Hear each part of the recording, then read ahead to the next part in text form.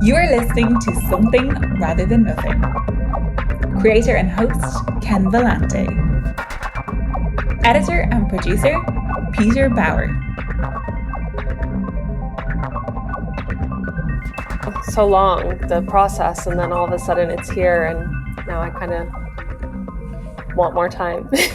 Yeah. So everybody, we're talking with Kate Brody, and this is Ken Vellante with Something Rather Than Nothing. Really exciting that Kate has a book coming out January 2nd, 2024, called Rabbit Hole. And Kate, just kind of bumping into this right here.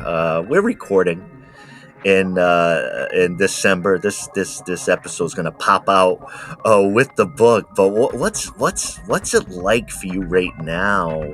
Having put so much effort into this uh, this wonderful book, and so what's it like now? Tour coming up, anxiety, waiting. What's going on now for you?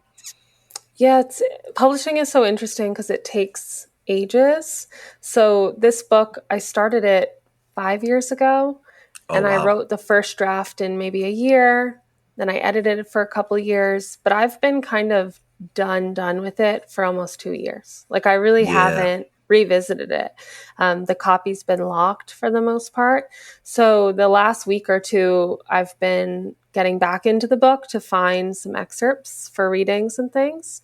Yeah. And I'm a little estranged from it. Like it's been a while, so I'm coming back at it with fresh eyes. And it's a weird thing because now, I mean, it feels, I guess, to everyone else like the beginning of the book's life, but it kind of feels to me like the end. So it's a bit of a grief process, I think. I mean, I'm happy to be moving on. I have another project that I'm working on, but yeah, the way that it plays out, kind of the moment it enters the public sphere, you're done with it. So it's bittersweet. Yeah, it's such an interesting psychological piece. I've talked to authors, and there's always these kind of weird ideas or use of language. I've had a couple episodes where authors talking about a character who won't behave the right way, and and I, as a philosopher, it's just a mind blowing. The entity unto itself, the thing that you created unto itself, and it sounds like you feel you kind of lose control of it now. Like it's gonna be out there. Well, tell me one other thing though. What's it like having it's been a long process, 5 years. And what was it like having the physical copy in your hand and being like, this is the thingy here? Yeah, it's very cool. I mean, this is when I think I kind of am coming back to the child version of myself in some ways. Like this is what I wanted to do when I was very young, was write a book when I was 7 or 8 or 9. And then I moved away from that. It seemed so impractical for so long, and I didn't go to school thinking I'm going to be a writer, and I didn't come back to that until my 20s, really. So this feels like a big victory for like the 7-year-old version of me. I mean, just holding the book is very cool. I have 2 kids, one of whom is just starting to read, and his first name is my last name. So his first name is Brody, and he can read that his name is on the cover. So he knows something about it is special. Wow. And that's been kind of cool too. Wow, that's absolutely incredible. Like that connection, and the book being there. Okay, so I admitted to you that I read half the book, which puts me in a very precarious place. And obviously the book coming out with the release January 2nd here.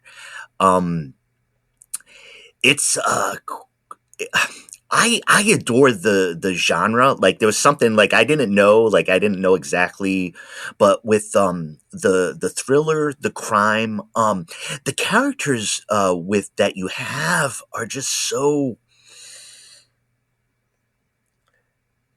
they're just so intriguing. Like the characters that show up, people who shouldn't be there were there, and this whole mystery behind it. And it's called Rabbit Hole. One of the things I wanted to mention um was your use of it was your use of tech in reference to Reddit, and has this technology feel to it. And I feel like for an author it's always like maybe difficult, and like how do you do that, and how do you capture the technology of the time. And I don't use Reddit a lot. Like I have people reference it to me a lot, and part of the reason I use it is because I feel I'll go down the rabbit hole in some of the things that are in my in my head. So Yeah. I proceed with caution, but just with the background that there's a mystery, that we have this idea which has become very prominent of folks out there related to true crime, whether it's podcast or Reddit, and like diving into the phenomena of trying to solve what happens. What was it like for you managing that component where you're kind of using, Reddit and technology and not trying to be cute? I mean, it's right there, it's embedded. What was that like doing with this novel, and how did that work for you? Yeah, it was tricky to get it right. I mean, I think I was really wary about the voice sounding off. That was the key kind of craft piece, I think, was voice. When you log on to Reddit, there's no images. It's entirely text-based, and there's so much vernacular that's specific, not just to the internet, but to that site. And all of the users sound the same in some ways, but they also have their own kind of distinct mannerisms. So that was, I think, the work for me was making sure I didn't want it to sound like a caricature of the internet. I wanted it to sound real and authentic, but also get at, some of the more terrifying parts of these communities. The premise of the book, right, is Teddy stumbles upon these online communities where people are discussing her sister's disappearance. And these forums where people just speculate about crimes that have happened, and they don't read particularly sinister. I think, like a lot of the true crime that's kind of in the mainstream right now, it's all very sanitized and it feels very consumable. But there are real people on the other side of it. So it was kind of like, well, what would it be like to encounter these threads as the subject of these threads? Like to be the subject of all of this speculation and attention, which I think is I find that to be so scary and unpleasant. I mean, I think that's also why I write fiction. Like the idea of people of talking about myself or making myself the subject in any way is really upsetting to me. So the idea that they have sort of turned Teddy into this character, turned her family members into these characters, and are kind of moving them around for their own entertainment. And that was something I did spend a little bit of time in, like Reddit subreddits that have to do with true crime, and other Reddits. I mean, I ended up kind of earnestly spending a lot of time on Reddit because it is kind of addictive. I mean, I had started thinking like, oh, I'm not going to like this at all. And then they feed you exactly what you want. You like dogs, here's dog stuff. You like writing, here's writing stuff. Exactly. Yeah. And it's very easy to find your people, for better or worse, and kind of just continue to exist in these echo chambers of your own thoughts. Yeah. There's something about the text-based piece of it. I'm old enough where, home computers kind of came in. And so for me, I have a deeper connection to it. It's almost like text-based adventure, text-based chat. Like it's basic in that. And so I just have a strong connection to it. Kate, you've done a lot of creating. You create a lot of things, and this being uh, your this debut book with quotes demonstrating much aplomb and reception to it. When did you see yourself as an artist, as a creator? I heard you say the 7-year-old me in the book, but I wanted to ask you the question: when did you see yourself as an artist? Yeah, that's, I think, definitely when I was a kid, I I did a lot of creative writing. I was a big reader, like most writers. I think when you talk to them, they were big readers as kids. Yeah, Um, I don't think for most of my life, I don't think I saw myself as an artist. I definitely saw myself as a writer, but it was more technical. It was like, okay, give me anything and I can write it. Give me any essay or any like when my friends were applying to law school and med school, I wrote all their essays for them. And like I was that person who could just yeah, make yeah, anything sound good. yeah, Um, and I still like that part of it. I still like making a sentence sound really perfect. I like the music of it. So I yeah. think that was kind of how I came to it first. And then I took a creative writing class in college. At the time, I thought I was going to be a doctor. Um, and it was supposed to be kind of my blow off for fun class because I knew I had loved that as a kid. That's the setup. That is, I'm still very close with that professor, and I'm like, you ruined my life. People are dead. But yeah, so then I just went all in. I loved it. I went straight to grad school at NYU, and I still don't think I thought of myself as an artist for a long time, maybe until very recently. Okay.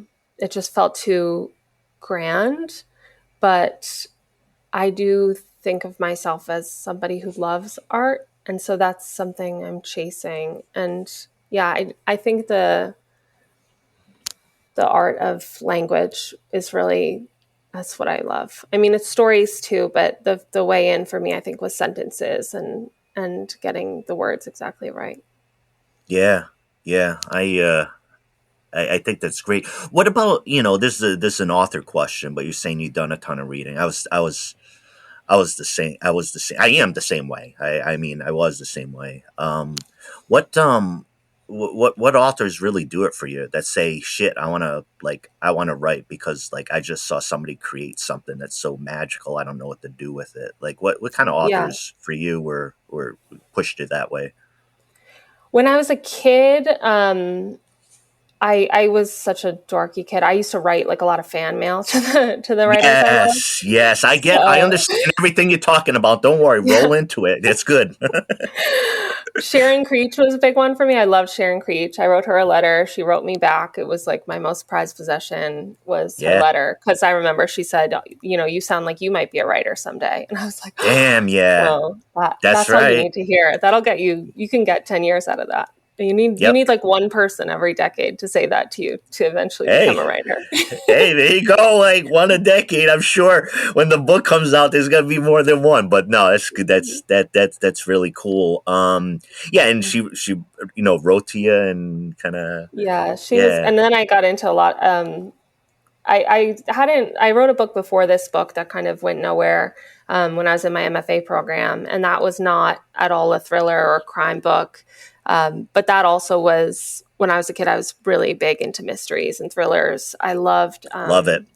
those really pulpy Christopher Pike books. I don't know if you ever read those. They're Yep. kind of like YA, but those I loved and read them way too young and ended up with a whole slew of phobias, I think, just from those books. But Oh yeah.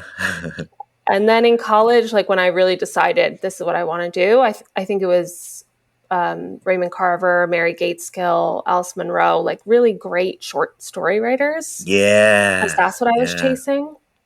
And now I see a ton of people. I mean, with Rabbit Hole, I'm so tuned in now to who's doing thrillers in a really interesting way. And I think B. Seton wrote Berlin this year, Okay. which I think it did pretty well, but I still think it's underappreciated. It's so good. It's one of those thrillers it's not really loud. There's not like a big murder. It's just so tense in every Yeah. paragraph. It reminded me of Intimacies by Katie Kitamura, which I also really love and think does that really well. The whole book feels like a Hitchcock movie. Like it just feels like there's a score that is Oh, making everything kind of vibrate. yeah. So Berlin, I love. And then, yeah, I honestly mostly don't read crime fiction. I think I mostly read literary fiction, and a lot of contemporary literary fiction. I just read Jennifer Bell. I don't know her at all, so this isn't like a friend plug, but she has a book Friend coming out plugs in are okay, January. even if they were. Go ahead. I'm Okay. sorry. But just for credibility, it is really good. Yeah. It's Swanna in Love. It was pitched as like an inverse Lolita, and I love Lolita. I just reread Lolita and then read Swanna in Love, and that book is incredible. I think it comes out January 30th, and it is so funny too. I mean, it's heartbreaking and it's gorgeously written, but it's really, really funny. So that's the one I've been recommending all the time lately. Love that. And with the lead, have you read Nabokov? Have you read a decent amount Yeah, of his a good stuff? amount. When I was in, I loved Mary Gateskill, and then I got to study with her at NYU, and she's kind Yeah. of a scholar, really, of Nabokov. So she Really? walked us Okay. through. Yeah, she's done some of the forewords and a lot of writing about his work.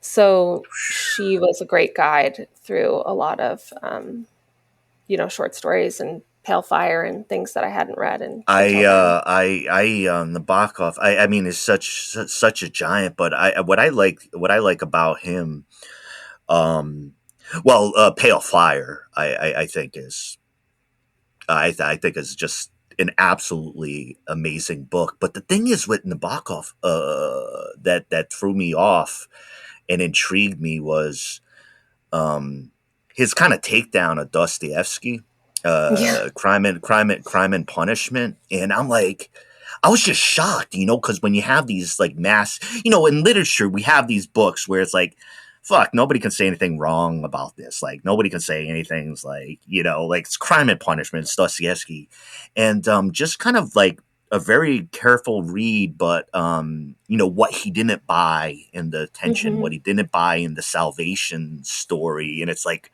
damn, like I like people who pick out the big ones and say, oh, this didn't work for me. So Yeah, no, I love that. We need more bitchy writer bitchy and like feuds. long.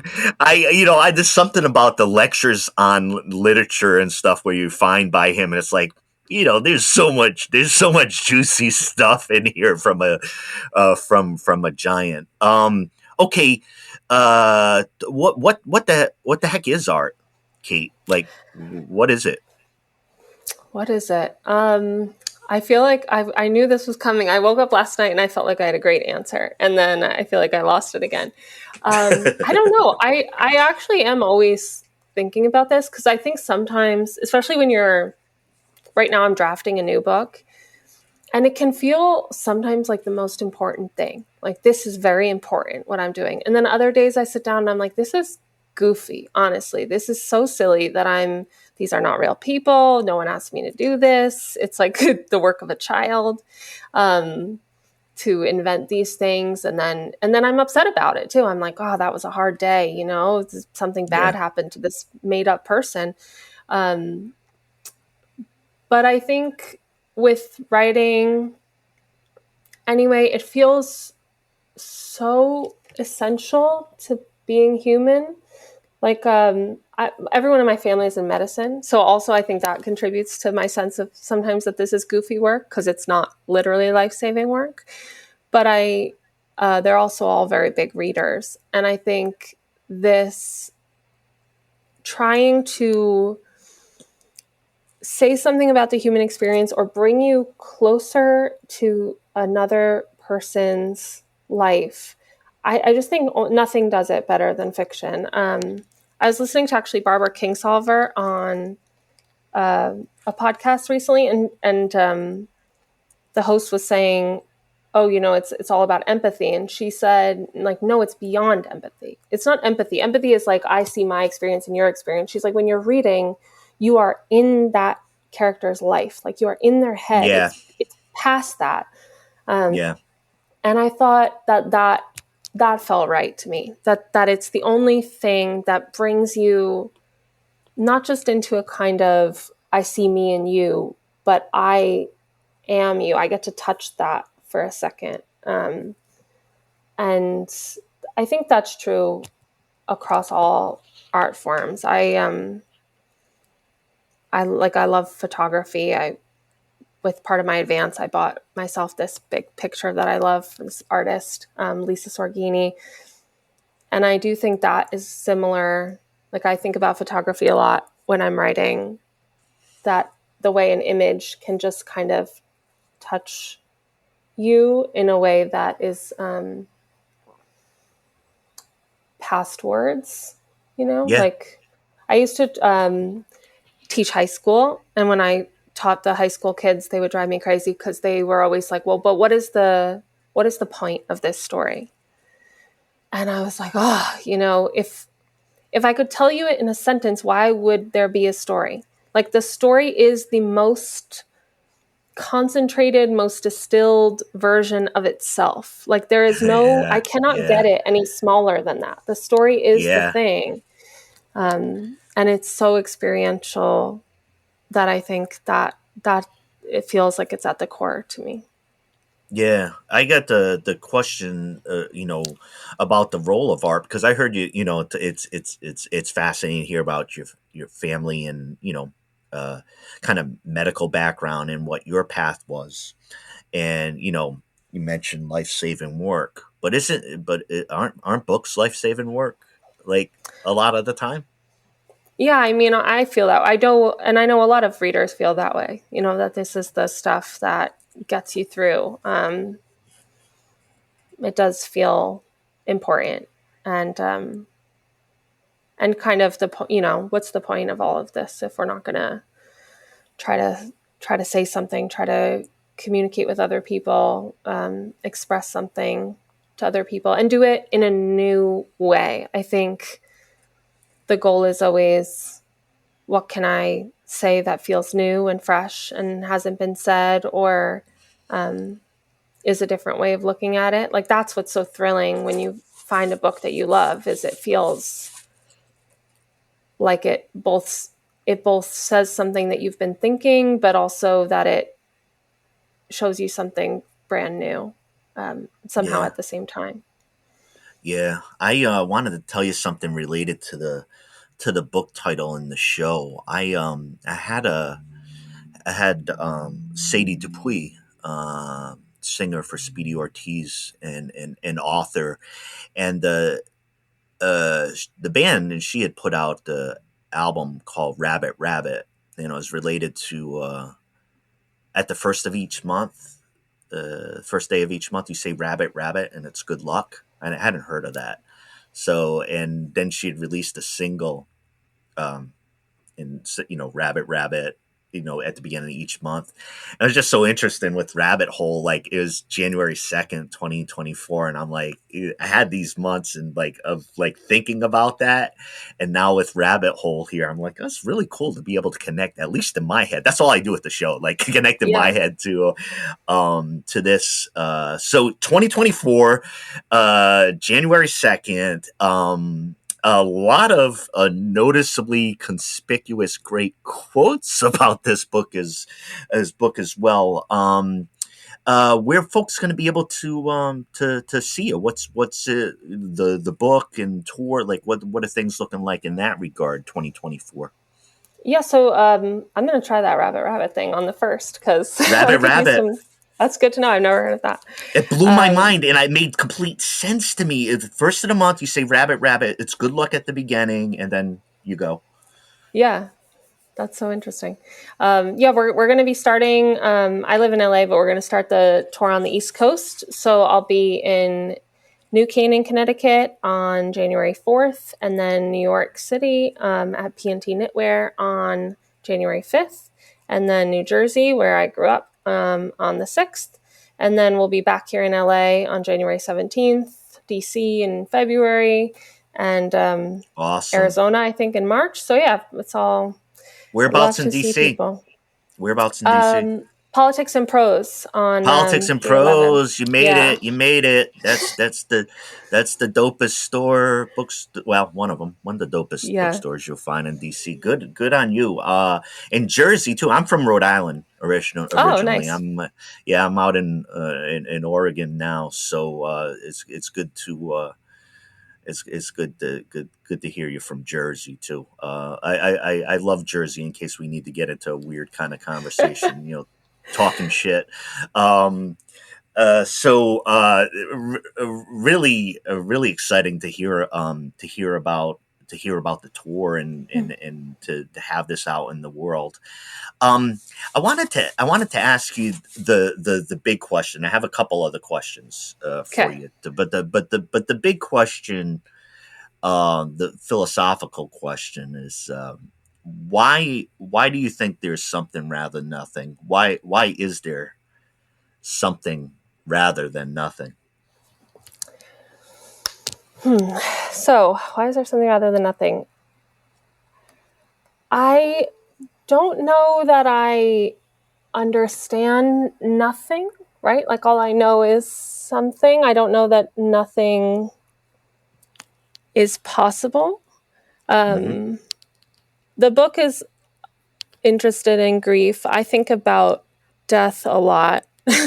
So I am sort of interested in nothingness, I guess, as it relates to death.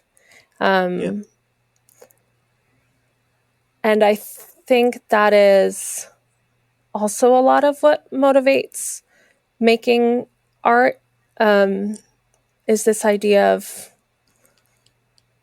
doing something tangible, something that will eclipse your own nothingness, even though that's, I think, probably folly. But why? Yeah, I don't know. I don't know why there's something rather than nothing. Maybe it's not. We can't have nothing. Yeah, I think no. I heard in your answer, and a contemplation of death. Classical philosophy says that's all it is. Plato says philosophy is just the rumination of death. You can look at Plato's writing about Socrates, and it has to do why does the good man die? Why is he killed by society? There's a lot of death in philosophy, and it seems like shocking to say, but it is. It's the mortality, and I've always found it to be such an exciting question related to creativity, right? Because like we are struggling against like existence and non-existence, and there's something about the book too. There's something you said about like beyond empathy that I think is like kind of like super important. It's almost like the proximity of the reader and the processing into the character. And I agree with you. You can't duplicate that any way. It's why it's such a unique form. It's the intimacy. It's the Yeah. intimacy. How do you on intimacy? How do you mention this? The book, maybe a death related to the book, the intimacy that this is yours, the intimacy that this creation is yours, and then it's out in the world. That birth, is that scary as shit to you? Yeah, it is now. Now that we're a couple weeks out from publication, we have gotten the book into a lot of early readers' hands. So a few hundred people have already read it, which takes, I think, a little bit of the pressure out of that release date. I've already gotten some early feedback. Yeah, it's scary. It's you feel protective of the work, you feel protective of the characters. I also feel like I'm not the same person who wrote this book. This isn't the book I would write now, Mm, which is an odd thing. And I'm trying yeah, to still do a good job promoting it and recognize that like this was the work that I was so invested in for years, because now I am kind of on to the next, I am writing something else, and that feels more like where I am right now. yeah, So this book, which is, I think, a lot about being in your 20s and grieving and being sort of stuck between adolescence and adulthood, it doesn't feel as immediately relevant to me as it did when I was writing it. So it's a bit like somebody else wrote it. I think maybe that helps a little bit too. I have a little distance from it where I can let it go. But I think, you get to a place, hopefully, when you've written enough stuff and thrown some things away, where you kind of detach from it once you're done. It's not for you anymore. Like, it really is for the readers, and hopefully they like it. But I don't know. It's odd now because people will seek you out and tell you what they think of it, which is interesting. Yeah. And cuts both ways.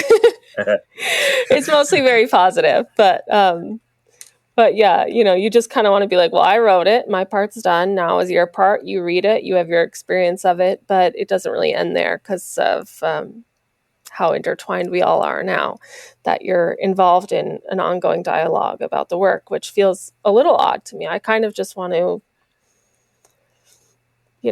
it's not my business anymore. Yeah. How's the West Coast feel to you, being from Jersey? It's growing on me. We moved out here like 4 years ago. My husband and I lived in New York for 6 years. He's from Queens, so All right, shout out to Queens. Shout out to Queens. We were living in Queens for a while, and when we moved out here, we were like, "Oh, this will just be a short little adventure, and then we'll move back to New York." But they wear you down. The weather's not nothing, and it's very easy. Everything's very easy here. So I do miss the East Coast, though. No, it's the sensitivity to the lands that you are. I think about this so much. I'm as such a part of me that's such a city kid from Rhode Island. That doesn't change. And Oregon's the strangest fucking place in the universe. Like for me, it's like I'm so fascinated by it. It's good and bad. It's weird. The woods are weird. The pockets of people are weird. It's like Twin Peaks land. I'm far more excitable than anybody I come in contact with spazzy East Coast stuff. They're like, "Whoa, dude! Like, what's up with him?" I enjoy it, and it's good, but it is truly different lands out west for me, and I adore LA. I think I don't know if this happened to you, but being a kid out east, LA is on another planet. Like the Hollywood and the beautiful people and the music and the culture and the sun. And so that never leaves my head. Like when I'm in LA, I'm like, I don't know, not in a dark way, but like in Mulholland Drive. Like I'm in like LA and this is like wild thing. And so that's never gone. But I think it's fun to get a kick out of a place, even though like I truly don't understand it. I love the vibe. And LA is so completely different than New York. I mean, I can't compare them. Like I can't, like a lot of people, a lot of stuff going on is the main category, but I'm glad it's very, very different. I'm glad yeah. I feel a little bit too like I have some friends who are also transplants out here who just really, they love it. They were like, they got here and they understood it right away. Yeah. And I don't necessarily feel that way. And some of my writer friends who LA speaks to them in some way, they can set stories here. They really get it in that way. I don't think I could write about LA. But I also couldn't write about New Jersey, where I grew up, until I left. And now the new thing that I'm working on is set in New Jersey, which always felt kind of like a dead end to me. Like, how could I write about this place? There's nothing going on here. Because I just couldn't see what was weird about it when I was there. Yeah. It was just, the water that I was swimming in. So, I feel a little bit like, Joyce writing about Ireland and exile now. Everything is about New Jersey, that I've finally gotten some distance from it. So It's, Yeah. yeah, the place thing is interesting. And LA is so vast. I feel like it's been 4.5 years. I feel like I really still just got here. I don't have a sense of it yet. Yeah, there can be so much to a different type of place. I mean, I found it like I was thinking about like place. I lived in Wisconsin for 12 years. I love Wisconsin. I love the Midwest. So completely distinct in my experience with the East Coast and West Coast. But the thing for me is like I was thinking about what you're saying with settings and like what attracts you in your own head. Like I don't want to Hmm. write a story here, but for me, I've always there's something about the Midwest. I always think there's something like in my head about like where I'm coming from, picking out like when you're from outside, you can pick out this weird stuff that annoys people, like natives and stuff like that, like people to the area. But at the other time, there's these revelations. You'd be like, how is it like? Why is it that you do that? And they're like, I thought Hmm. everybody did that. And you're like, no, I'm interested because I've never seen anybody do that. And I don't know that part's stimulating to me, maybe annoying to the locals. I don't know. No, it's good for writing though, to be able to see, to have an outside. I talked to B Sutton about Berlin because she has a really fascinating personal history and she has moved all over. She's lived everywhere. She's kind of like a permanent expat. She's just always living in new places. And I think that's also why Berlin is so great and works so well as a thriller, because she has such an outsider's perspective on every city that she visits, pretty much. She's always there spotting what is strange about this place, what is different about this place, how do I not quite fit here? And that is really rich for writing, to be I to be on the outside. That's exciting. I for me in Berlin, I like the time period I've been most fascinated with, like for years and years and years, is like the German Expressionist movement in Die Bruck in the 1920s and 30s, and Mm, like the political, sexual, like everything going on in Berlin prior to the you see the rise of fascism and yeah. around that time. But there's something so I mean, at least artistically spectacular about the display of what's going on in Berlin at that time. So I think all you had to say was Berlin as the title, and I go back to Berlin Stories by Isherwood, and Yeah. so exciting, grand place. I've never been there, but you build it up in your head, right? As a reader, as somebody, as a historian, or things like that. Uh, Kate, where do people find your writing, your work, your mind, the way that you want them to find you? So I have a website that I should probably update more than I do. It's katebrodyauthor.com, and that has essays and things. There's going to be a lot of essays coming out around the release of the book, as well as some short fiction. And there are Good. short stories that like The Rumpus and things like that. So yeah, all that is on Kate Brody Author, and then I am sort of sporadically on Twitter and Instagram, also at Kate Brody Author, and I try to keep anything coming out on there as well. So that's probably Yeah. Instagram is probably the best way. Honestly, that's the one I update the most. Awesome. Um, so excited. I'm even excited for your book. We just met, but Thank you 2020, so much. and folks, you'll be hearing this episode on the day of release. We're just kicking it around here in December for the holidays. But yeah, today, January 2nd, 2024, Rabbit Hole, Kate Brody. I got to tell you something. It's really cool. Me doing this podcast. I think it's just such an absolute thrill to come in contact with you, to learn about your writing, to get that book in hand. Like readers, writers, like having that book, open up that package, getting into it. That shit's thrilling. So I wanted to thank you, for the opportunity, and just to be able to chat, uh, you know, literature and philosophy. And best of luck with this book. Any chance we could get you over to Powell's and Powell's Books in Oregon, or should I work on that? We need to get you over there at the I Powell's, would which love is that. I would love to come yeah. to Palace. Actually, I think it's okay to say because this is not coming out until the book release. Yep. But as I understand, it's like a Powell's pick rabbit hole, so it should be Oh pretty front shit, and yeah. center in Palace. Shit, Um, yeah. and yeah, I've That's never been up awesome. to Oregon, so, and we're on the West Coast, so I got to make a trip.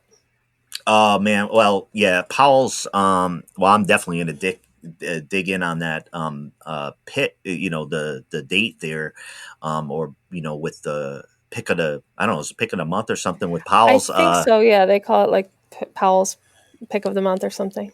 Yeah, great bookstore. I go there a lot. I try to bring in a box of books to help help my book habit, bring in the old supply, and look at my partner Jenny and say, "Hey, I have brought two books. I will 2 bags. I'll be coming out with half a bag, so I've decreased 1.5 bags Yeah. in this transaction." But great bookstore, union employees there, so it's a unionized bookshop.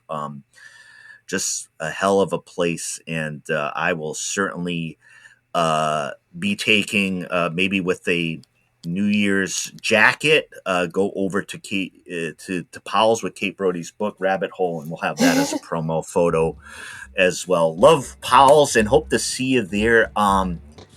Kate, thanks for coming on Something Rather Than Nothing. Thank you so much. This was a lot of fun, and I love the show. So just keep doing what you're doing. I appreciate it, and remember, everybody, Rabbit, January 1st. Rabbit. Rabbit Hole, into the Rabbit Hole, January 2nd. That's your plan for the first 2 days of January. It's the year of the rabbit. It's the year of the rabbit. Hey, thanks, Kate, and best of luck with Rabbit Hole. People gonna know about it. Thank you so much.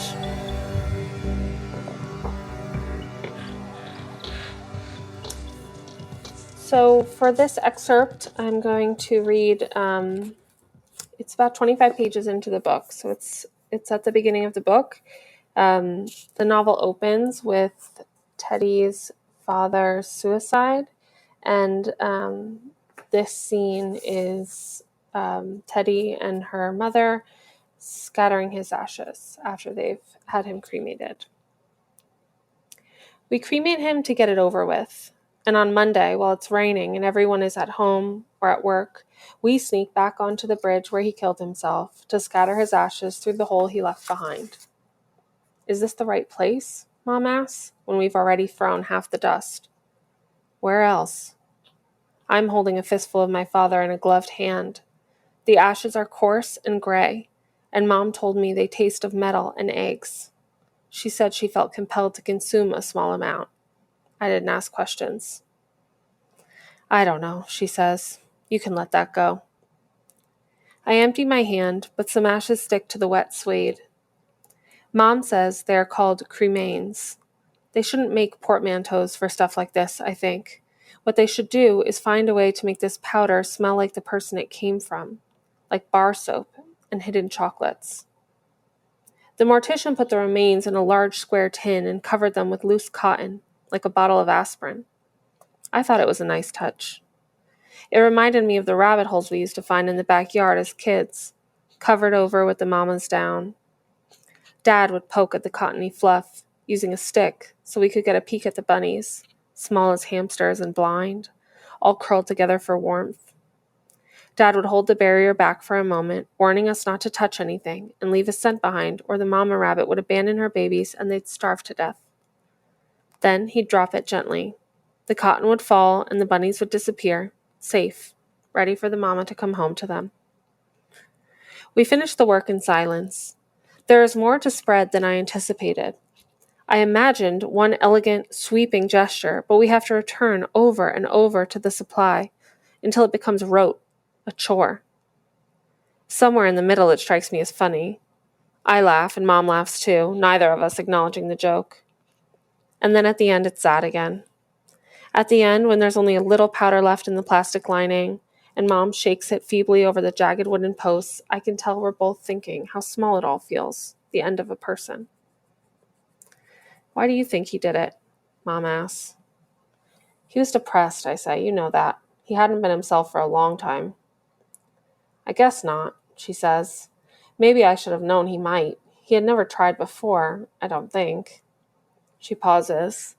The date makes sense. The anniversary. That's funny, I say. We're out of ashes, so I peel off my soiled gloves and throw them down into the river. That's the part I understand the least. I can't imagine him wanting to steal Angie's thunder. I shake my head. That's putting it wrong. Let's get into the car, Mom says. This damp will chill your bones. She stares out over the bridge. She's not looking down into the shallows where his car fell, but out towards the place where the river turns black in the shadow of the narrowing trees, where it snakes out of sight, the last part visible to the eye. This is a beautiful place, isn't it? Through my sunglasses, everything is cast in gray. Sky, trees, river like an artery of tar. Sure, I say, and I turn my parka into an umbrella, holding it above both our heads so we can run back to the car together. Soon it will be April, and then May, and then summer, and then, for a moment, this place will be briefly beautiful. I can imagine it for her. Anyways, she says when we're 10 minutes into the drive home, we haven't spoken since the bridge, I'm not surprised with his obsession. What obsession? The little I could gather. Angie? All his theories.